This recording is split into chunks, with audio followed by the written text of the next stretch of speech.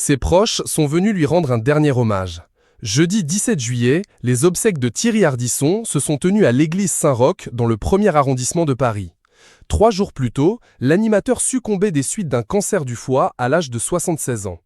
Avant de mourir, Thierry Ardisson avait soigneusement orchestré ses funérailles. Aux alentours de 16h30, sa famille et ses amis sont ainsi arrivés vêtus de noir, conformément à ses dernières volontés. Parmi eux, des personnalités comme Arthur, Léa Salamé, Marc-Olivier Fogiel, Laurent Baffier ou encore Brigitte Macron étaient présentes.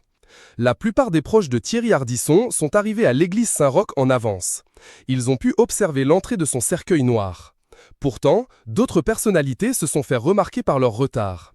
Marc Lavoine est ainsi arrivé in extremis, seulement quelques secondes avant le début de la cérémonie. De son côté, Michel Drucker est apparu quelques minutes plus tard. Malgré cet incident, le présentateur de Vivement Dimanche a ensuite pu retrouver la famille du défunt. Après la cérémonie, Michel Drucker est effectivement allé présenter ses condoléances. Il a alors été vu en train d'enlacer tendrement Audrey Crespo-Mara, la veuve de Thierry Ardisson. Thierry Ardisson souhaitait éviter le pathos lors de sa cérémonie de grand départ. Néanmoins, quelques invités ne sont pas parvenus à cacher leur émotion.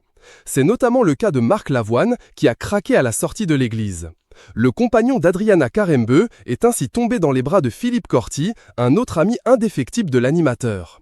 Une scène touchante alors que les deux personnalités partageaient une amitié sincère depuis de nombreuses années.